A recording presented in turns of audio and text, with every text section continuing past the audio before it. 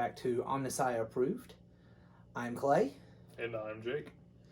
And today we wanted to just talk a little bit about ourselves, who we are, what as gamers and as 40K hobbyists specifically.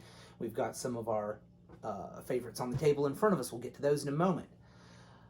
So, first things first, our who we are as gamers in general.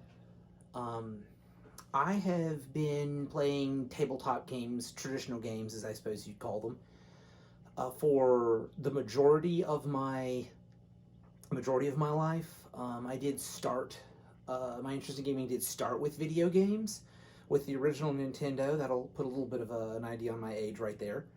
But in middle school, actually, I found the joy that is Dungeons and Dragons and then the myriad of other tabletop role-playing games. Though for my high school years, it was mostly me and my extremely nerdy friends playing D&D all weekend when we had weekends free. But from there, I eventually found the glory that is Warhammer in 2001, which is 3rd edition. For those of you that have no idea what edition was. And 3rd edition was the first version of Warhammer that actually resembled how the game works today. 1st edition was really a role-playing game. 2nd edition was just fantasy with a coat of science fiction paint on it. 3rd edition was 40K as it works today, vaguely. So I've been around basically as long as Warhammer 40K has existed in some form of Warhammer 40K. On and off, not playing continuously as, game groups come and go and that kind of thing. But I've been around long enough that I feel I can have the old man cred and say, no, I know how it was because I played during that edition. Jake, go ahead. Yeah, my, just, like I said, gaming in general, started out with video games, actually I unfortunately had that opinion of specifically tabletop games that they were for a echelon of nerd that I was not a part of. Little did I know that fast forwarding several years, I would have, thousands of dollars in small plastic miniatures in the house, but that's completely beside the point. Yeah, I fixed that. Yeah, he got me. So started out playing video games a lot, got really big into Halo, played that competitively for quite a while. I tend to be a little bit more competitive than Clay does. Yeah, he's fixed that in me though. Yeah, he's gotten better, and I'm proud of him. But I tend to like to find the competitive way to do something. But first step into anything other than video game was actually Warhammer 40K. I dove in really hard. I kind of fell in love with Tau because who doesn't like mech suits? It's like everybody loves mechs, they're amazing. And then I started playing Tau against people and realized that people don't like my mechs.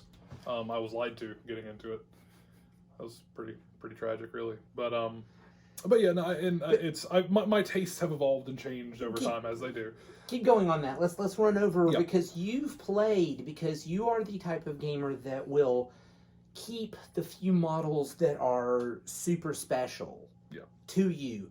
But when either the rules change with an edition or you've gotten what you wanted out of an army, or in the case that how it wasn't quite what you wanted out of them. Yeah. With the Tau, you will sell the majority of those models and move on. So let's talk about everything that you have played. Okay. So as I mentioned, the first army I ever got was Tau. I thought they looked really interesting, and furthermore, there was not a Tau player at our store at the time. And I didn't want anyone to, and it's a weird thought, but I didn't want anyone to feel that I was copying them or trying to ride their coattails. So I went with Tau, and I enjoyed the army for what it was, but after playing a little bit, I realized that as much as I loved my little fishmen, that charging into combat with them usually didn't work out. And by didn't work out, you mean died horribly. Yes, except for the one time that a squad of Fire Warriors beat a squad of 3 Terminators to death. I'm sorry, Matthew. That should not have happened. It absolutely should. But we play a game of dice sometimes. Statistics, what's that? Things just happen. Yeah, I was very happy with that game. But no, so I played Tau for a while. After that, I got into Chaos. as I tend to do, I get in pretty hard when I get into something. Went from just having a couple Chaos Demon models, once again, strictly Chaos Demons, because there was another Chaos Marine player there, and I didn't want to step on anyone's toes.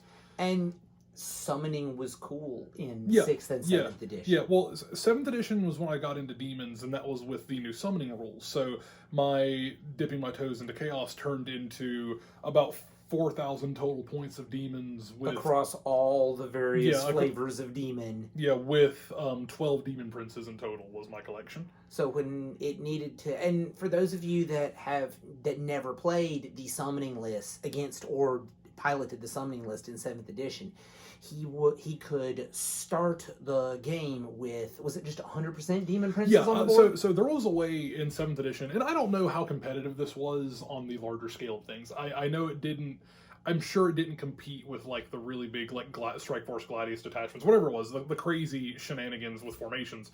But there was a way legally to take, I think it was like 9 or 10 demon princes in a 2,000 point list, and that was all you had. But you took demonology on every single one of them.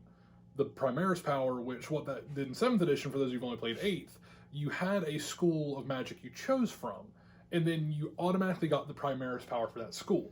So for Malefic Demonology, which is what Demons and Chaos used, you had summoning as your Primaris power. So every model in my army could summon things. Every demon prince in my army had wings, which at the time meant that you were snap shooting to hit them, which meant you only hit on 6s. So I had these demon princes flying through the air. You could only hit them on 6s. Every turn, each of them could summon more demons. Depending on how well I rolled or how many points I put towards it, it could summon bigger and badder demons. So I would, at the end of like my second turn, I would have close to 3,000 points of models on the board in a 2,000 point game. And to put this into context, this is the reason why in 8th and later editions, because we know this rule is never going to go away. I hope. If you're in competitive play and you're using these kind of summoning mechanics that add new units to the game, you have to set aside the points for those. It's to keep it from just cascading, because there was no limit. We did an Apocalypse game. It's actually the first Apocalypse game I played, and I got every demon model I owned onto the board. He was trying, and that was with them being killed and being taken off. And he was trying to get units wiped out so he could summon more units in. Yeah, it was an interesting. But that's Apocalypse, and Apocalypse is supposed to be ridiculous. It's supposed to be stupid. So anyway, I did. So moving on from there, you had started working on you had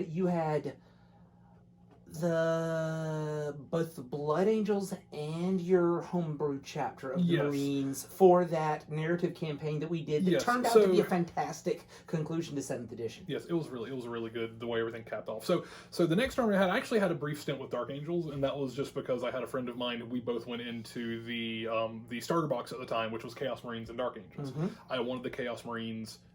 He wanted the Dark Angels. We ended up just kind of going in. I got the Dark Angels. Another friend of mine who bought it for the Chaos Space Marine side of things ended up trading me his Dark Angels. So I had a small Dark Angel force I played for a little while, but that never actually amounted to much. Started collecting Blood Angels as my first real Space Marine list. I got to about 3,000 points of Blood Angels. Big blobs of Death Company. Every one of them had plasma pistols or melta pistols, and it was super swingy but fun. And then I started with my first homebrew chapter. And that was, if I'm correct, it was right before take that back. It wasn't before the Primaris stuff for 8th drop, because you had them around before. I started them during 7th edition. So I started them before Primaris was a thing. We actually concluded the narrative campaign that you mentioned. We concluded that, and then Primaris came out, and I got some Primaris Marines for them. Not a whole lot, just like a couple squads, like some Hellblasters and a few Intercessor squads. I bulked out on Terminators for some reason. Like I had like 3 units of like Tartarus pattern Terminators and some Cataphractii Terminators and your classic Terminators. Because Terminator armor looks awesome. It's fun to paint. It's cool. And as I love the list. I still kept a couple of the models. They're over there out of frame. I don't know why I don't have one here, but I kept a couple of the models that I really liked and sold them, as is a recurring theme for me. After that, I got into Sisters of Battle for a while. Collected a decent chunk of Sisters. Have orcs. The Sisters are gone now, unfortunately. When the new models rolled out, I sold them, the ones I had, because they were the old pewter models. I kept a couple. But I got rid of those with the intent of eventually rebuilding the army out of the new plastic, because also I hate the current computer. Well, and also the current sisters don't play the way you enjoyed playing the previous ones. So starting fresh is going to let you find a new way to play them. Yeah, for anyone who played Sisters through 8th edition, it has been a roller coaster. It really they've changed so many times, and every time they make them, they're better now than they were at any point. But the things they've changed were the things that I really zeroed in on, that I really liked. So it's relearning it.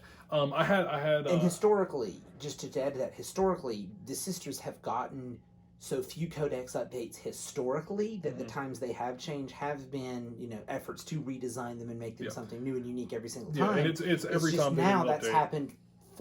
that's happened 3 times in a row. Yeah. And every time they did an update, they played differently. It's just, it is what it is. It's ended in a good place. They're in a good place. But like I say, the way I built my army did not function. Yeah. To the way I wanted it to. So anyway, I had Astra Militarum for a while. Ran a bunch of Lehman Russes. 7th edition, I was building the Emperor's Wrath Artillery Battalion as a formation, which is really cool. Never actually got it finished before 8th edition came out, but it was still cool to have those models. Like I did mention my orcs. I've got Eldar. It's kind of Yanari-ish, just how everything's put together. It's more Harlequins than it is anything. And then since we've got relevant model here, push that fellow forward a little bit. Yeah, so I don't know how we'll go into we're going to get better details. So I've got this is my I believe it's the Vizark, however you want to pronounce it, but he's out of the Triumvirate of Ennead. That's one thing that I will fight people over how to pronounce that, because I don't know and I just get aggressive. But so that's one of the ones. He's super fun to play. He is a blender if he gets into close combat. It's not super competitive other than that, but he's just really, really cool, and I absolutely love the model. So I've got that. I've got my homebrew chapters that I'm working on now. So pull him back. Let's talk about the Dauntless Sons. Yes. So I have a Space Marine chapter that I built because I'm very indecisive. And one of the things that I decided to do was, the idea of making your own chapter of Marines is you can play them as pretty much anything, right? So I took that and expanded it and made them having different tactics and things from different chapters part of their lore and background. We'll get into that in detail later. Yes. But they are known as the Dauntless Sons, named after what Guilliman called the Dauntless Few. So for those of you who are into the lore, the different Primarchs that Guilliman believed he could rely on no matter what. That's kind of what this chapter draws off of, are the teachings and doctrines of those chapters. So you've got Blood Angels, Space Wolves, Imperial Fists, and Iron Hands. Those 4. And he's got a captain, a leader that's I've made a captain to represent all of them. This is your Blood Angel Smash Captain. Yep. That you have right here. Yeah, I have two Smash Captains just because they're amazing. You can't stop at one. Yeah, once you pop, you just can't stop. So I've got 2 of them. This is my favorite one as far as how he's modeled. He was off of the Phobos Lieutenant. He looks super dynamic. And they're painted Blood Angels-ish, so that you can get that fix, but still have the freedom to make. So let's pull them back. And go to, what do you want to go to next? You want to go to your other custom chapter? You want to talk about your Grey Knights? Let's say that. So Grey Knights is another army that I've always really liked. Unfortunately, I stumbled on a really, really good deal and got a lot of Grey Knights, and I got a lot of Necrons and a lot of terrain, but that's not the point. I've always really liked Grey Knights. Got a good deal on them. I didn't really play them much in 8th edition because anyone who has been paying attention, they got a codex and everyone went, oh. Yeah. Okay. Oh, that's and neat. Moved then on. They set them down, and then so they've been kind of abused, but it has been made right. I will forgive Games Workshop for all of their sins, in regards to that. So, and there's a reason for that, but they're still paying for being by far the most busted army in the game in 5th edition. Before Games Workshop did regular FAQs on things. Yeah. But so now I my 3,800 points of Grey Knights that I've been sitting on now are actually all painted and have a reason to exist, and I'm so happy. They're actually what I'm focusing on for competitive play this season for the ITC season, at least up until ATC. After ATC, I may change, but I'm sticking with Grey Knights up until ATC. So there's that, and then something I do not play orcs in a competitive capacity whatsoever.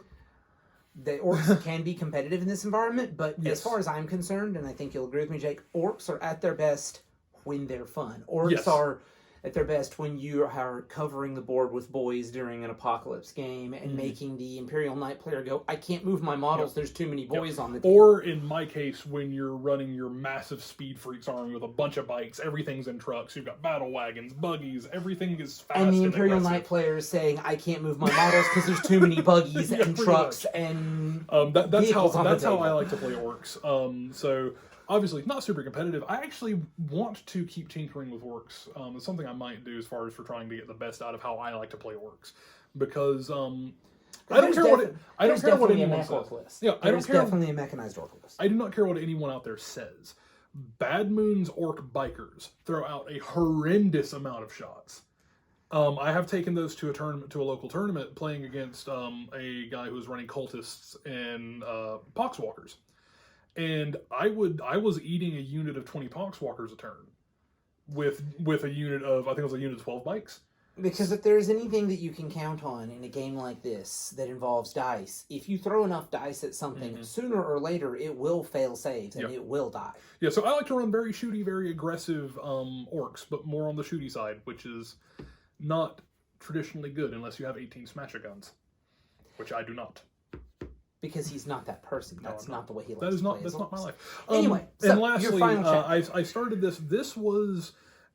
These were made on a whim, which also happens to me a lot. And these guys, I feel, are one of the great embodiments of what we strive for, because this is he literally And these got are a the work in idea, progress, by the way. and it would not leave his brain Yeah. until he built some of these models. And the results turned out so well. Yeah, I have a battalion of them He now. has a battalion of them. Do you know how many points it is, roughly? It's a little bit. It's around the 600 point mark if you count all the characters. We'll talk about these more when we talk about starting an army, because this is something that involves a lot more. This is the epitome of making it your own, but this involves a lot more work, because he's literally using two models to make a single model. Yeah, because of the parts he's having to scavenge for it. Yeah, so I started reading a Horus Heresy novel a while back. It's The First Heretic. It talks about the word bearers and that whole thing. And I kind of fell in love with them as a chapter, because it is kind of or as a legion, it's kind of a sad story, honestly. It's a lot of good intentions. A lot of the falls of the traitor chapters are tragic stories, or at least have tragic stories within them. Except for Angron. Except for Angron. So moving forward, but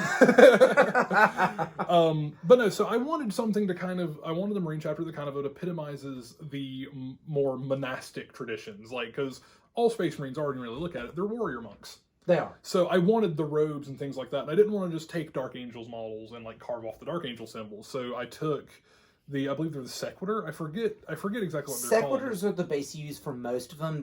From the Warhammer Age of mine. Sigmar line, the kind of the second wave of the Stormcast Eternals are all have robes, armor, and the proportions of all the Stormcast happen to line up perfectly with Primaris Space Marines. They're actually a fraction taller.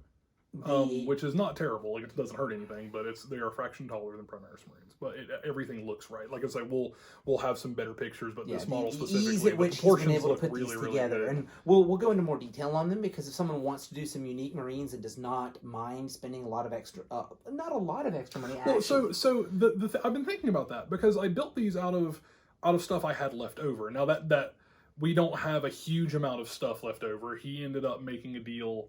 And got a bunch of Age of Sigmar models. I had a couple laying around, and I just had bits left over from when I built my Primaris Marines for these handsome gentlemen.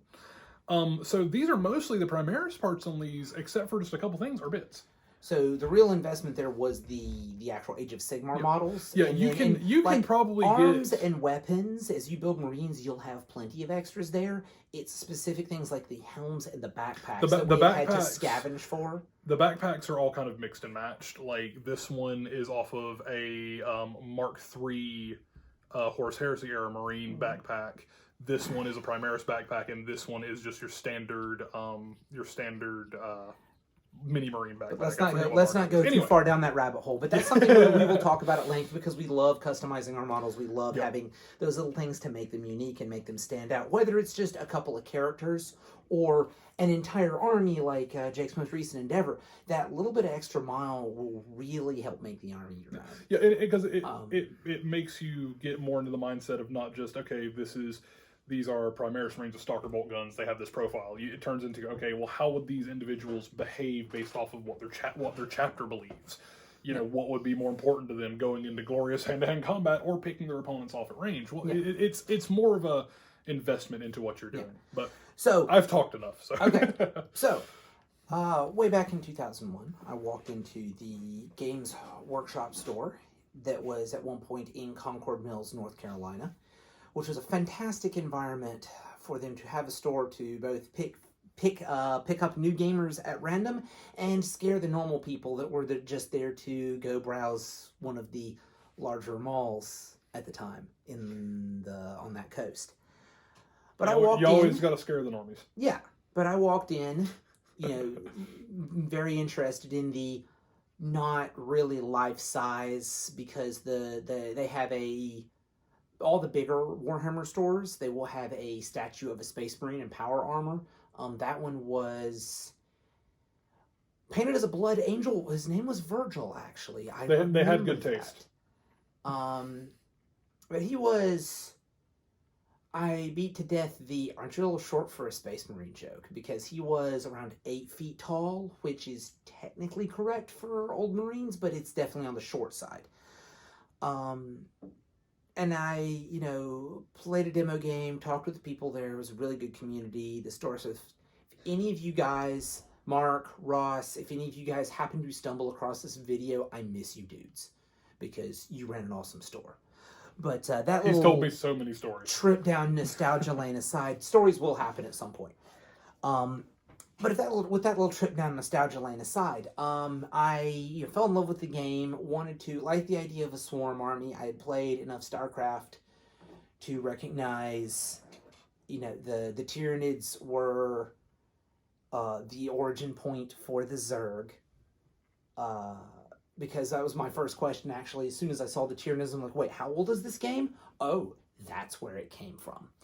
But I actually almost ended up starting a Skaven army in Fantasy because I knew I wanted a Horde army of some. I had no idea what I was getting into. Don't regret that decision, but word of warning, if you're thinking about starting your first army and somehow stumbled across this, or just starting a Horde army in general, it is a massively larger investment in time than it would be to, say, paint up some Space Marines or a more elite army. It's worth it, though, because every once in a while you will get to look at your opponent and inform them that they don't have enough bullets. Yeah. And at the same time, too, it is, most importantly, as I said, a time investment. It's not necessarily even a more heavy monetary investment. Even though you'll have 200 models on the table, your models are a lot cheaper monetarily than Space Marines are. Especially because for every person like me that finds a Horde army and loves it, there's probably two out there that buy one, get it half painted, play it for a little while, and either they don't want to go that way with the army, or they don't want to invest the time into it. And for your rank and file dudes, you can clean them up, repaint them, or maybe even just take the paint job that was already on them and finish it, or adjust it to make it match your own. Because when you're putting 120 to 180, 200 models on the table, the rank and file guys just all need to be in a coherent color scheme, and they'll all blend together. Your bigger units, the more impressive units, are the ones where you can go to town on the paint job. This is a model that at the time doesn't have real rules for it. Wings with Warriors, Shrikes, as GW eventually named them. I've never had a real kit for them. Forge World made some wonderful wings. These are actually the old War Master High Elf Dragon wings for anybody that knows the much older game. They're impossible to find. I only had 3 warriors built with them, but these guys will always be precious to me because that was my first bit of heavy work I ever did. My color scheme hasn't changed much over the years. I can't take credit for these wonderful wings. This is this man's work to make those wings look as good as they do. But this is the more modern version of the color scheme and how I paint my Tyranids.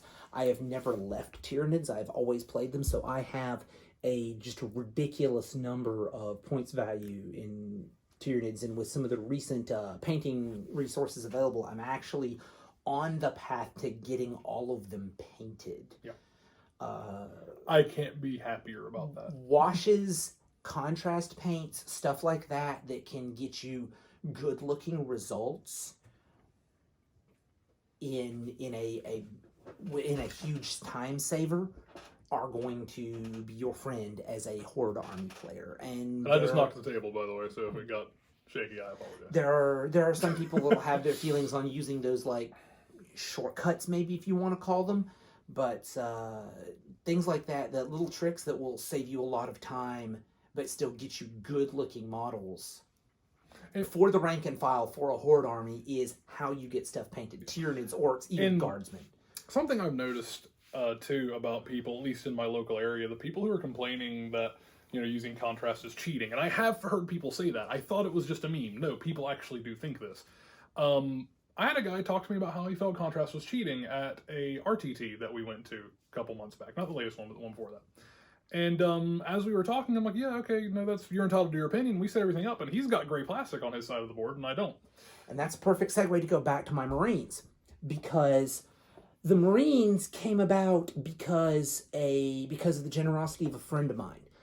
When I was still playing at my original game store play, Concord Mills, a friend of mine, by the way, again, David, if somehow you happen to see this video, I miss you, bro.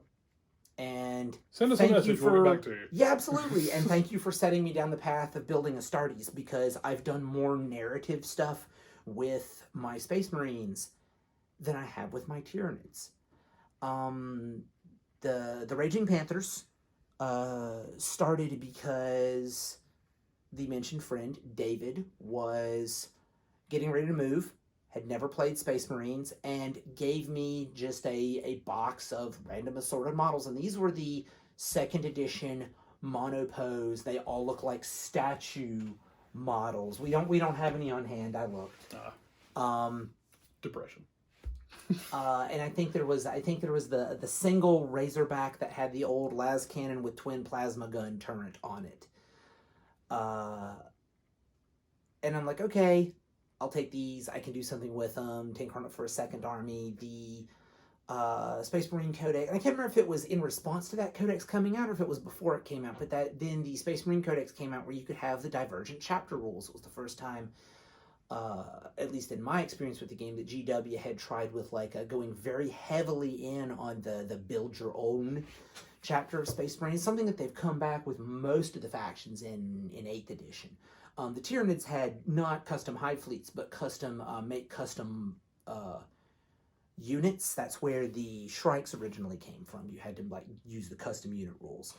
But that inspired me to actually do something with the Raging Panthers, and that's where the name came from, and develop their lore. And that's what led them to be what they are today. This is a model I've wanted to highlight simply because it's the epitome of how to make something very unique. Yes, that Space Marine has a tail. Some of you are either going to be blissfully ignorant of why that's weird. Some of you are going to be frothing at the mouth. There's a reason. We'll get to that. But I picked this guy because this is a wonderful example of how to use different pieces. The shield is something that I found, I can't remember where. It's a resin piece that a third-party manufacturer uses. It's perfect size for a Space Marine Storm Shield. The shoulder pad is from a different company that's actually cast out of pewter. I've had those forever. I have no idea what it is, where it's from. And the sword is actually a sword from Age of Sigmar. Again, since that stuff's all the same scale, it fits perfectly. And that's actually a Grey Knight helmet, and this is all on a standard Marine body backpack, shoulder pad out of just the standard Marine Captain box. That's actually a bit of florist's wire, string wrap florist wire that makes the tail. Again, watch the Raging Panthers video. But it's a very unique Captain. Soothe your rage, brothers. This is one of the new, absolutely amazing Redemptor Dreadnoughts, and some spare demon parts that he's putting in his place. But it's a good example of the Raging... Good example of Raging Panther scheme on a vehicle, and this is my current scheme on an Intercessor. And this guy is much like the Eldar in a state of done enough to be playable. Obviously, there's nothing on the base. Done enough to be playable, but still in progress. But this is the majority of the chapter color scheme right here. For the Just record, some dark blues and black. For the record, this guy was started with contrast as the base coat. Yeah, it was like contrast. This one was done by hand, so you can see you get a little smoother finish with that. Contrast gives you more detail, more lowlights, etc., etc., etc. But we've rambled on long enough about paint. We'll stay away from that. But the Raging Panthers... I did not intend for that to become a paint The Raging Panthers went through a bunch of different story arcs over the years. They've used different rules. At one point, they were a Space Wolf successor chapter. We'll get into that with the initial one. But hopefully this video will highlight why we love the game, where we put the time investment, what makes it worth the amount of time that we spend on these models. So what is it? You mentioned you played Tyranids for a long time. Mm-hmm. With that being said, what is it about Tyranids? I know you said you liked having a swarm army, but what is it about like the mechanical side of it, or even the aesthetic of the models that really kind of keeps you liking them as you've gone? So what drew me to Tyranids initially? When I started playing, I was in a Marine-heavy environment, which those of you that played in 8th edition after the Marines got their big Codex update, not that kind of Marine-heavy environment where they're just the best army competitively for that period of, 6-ish months before it was fixed. No, just that a lot of people had Space Marines, and thus the model counts on the board were fairly low, especially because the game night for that, when it wasn't like a bespoke tournament, just like the casual come and play game nights, were 1,000 points, so you could fit, so people could come like after work, after school, and still fit multiple games in a night. The store also had several tables that were only 4x4, and you can't put 1,500, 2,000 points on a 4x4 table and have a good game. You need more space. 1,000 points you can play on a 4x4 even today. So some people had very elite armies. If they were bringing Terminators, if they were bringing, one guy had a single foam tray that had his Marines and his Land Raider, which at the time Land Raiders were one of the scariest vehicles in the game. Currently they aren't. Hopefully they'll come back, and longingly, mine sitting on the shelf over there that have taken a break. All my pairs sitting on the shelf that have been sitting there the majority of 8th edition. Oh, how the mighty have fallen. Oh, they'll be back. It's an iconic thing. It's just like Terminators. They're not going away. They'll be back. I don't think it's the Land Raider that needs to be fixed. I think it's what goes in them. Agreed. Yep. Anyway, because of that, Tyranids represented something very different. I also liked the idea of, partially because of having played StarCraft, and I preferred overwhelming numbers for a strategy where the minutia, I don't think I consciously thought this way at the time, but for how I enjoyed playing in StarCraft, the minutia of like manipulating your units in an exact way, and if you're running something that requires finesse, if you screw up, you're heavily punished for it. If you're running something that is based off strength in numbers, you have a little more forgiveness for mistakes, and you're more malleable to your opponent's response, because no matter what they're operating with, outnumbering them is the same. You're outnumbering them no matter what they're bringing. And I think I applied that from my love of RTS games. I'm mentioning StarCraft specifically because StarCraft obviously evolved out of this. Third. But RTS in general, I knew what I enjoyed to play like. I enjoyed playing with larger numbers of units, and so the Tyranids were the best option for me to do so. It was Tyranids or Guard, and Tyranids represented something that just had the bigger cool factor for me. I also liked that at the time they had the ability to make custom units. Hive Tyrants with Wings did not have a bespoke kit. It represented an interesting modeling challenge for me. The Winged Warriors was a modeling challenge, something that I was very interested in making, like something completely custom. And the other thing was, of the other Tyranid players that were regulars at the time, they both played, I don't know if Nidzilla was the term at the time, but they both played more elite Tyranid armies. It's the term now. It's the term now. And my biggest moment of pride in those early days of playing 40K was when the store manager mentioned offhand that he was happy to finally have a Tyranid player that played them right. And he wasn't saying that playing Nidzilla is wrong, but anytime you see Tyranids represented in the lore, it's a carpet of bodies. Yeah. It's waves upon waves of gaunts and gene stealers mixed in them as shock troops with warriors scattered among them, a hive tyrant scattered among them, one carnifex that's cutting a path through them to hit the wall like a battering ram, and gaunts climbing over it to scale the wall and overwhelm the defenders. That idea of the unending numbers and kind of the inevitability of the horde, I've always enjoyed. So anyway, we've rambled long enough. Yes. There will be probably a few more edits in this video than in some of the later ones. We got a little rambly. Yes, and just be patient with us as we move forward. We are learning. We're just trying to dip our feet into it. And if we mention some long rambling side story that you want to hear, I'll be happy to go pull the video and throw it up as just for fun's sake. Yes. It could lead to some interesting points of discussion. Yeah. And as we go into specific threads, specific focal points of the channel, then we'll be a little more focused. Is there anything else that you'd like to cap with as far as channel goals before we close this one off? I mean, ultimately the pipe dream is to, even if it's just a handful of individuals, would be to get a... I struggle to say the word community because that seems very optimistic, but to get a group of people who we can kind of just, the more people we can share our hobby with, the better it is. That's just how life works. Absolutely. So even if we just get a couple people that are like, hey, you know, have you guys thought about talking about this? Or, you know, I'm looking to get into the game. What do you think would be a good army to play? Like, that's stuff like that. Absolutely. We're a new channel looking for content. You can get personal attention from us. Reach out to us. We will have contact information in the box below. So it might be here. It might be here. It might be here. We don't know yet because this video is not done. No, it'll be below. It'll be below in the description. Yeah. Anyway, for now, this transmission is Omnisci approved. I'm Clay. I'm Jake. And we will see you in the next video.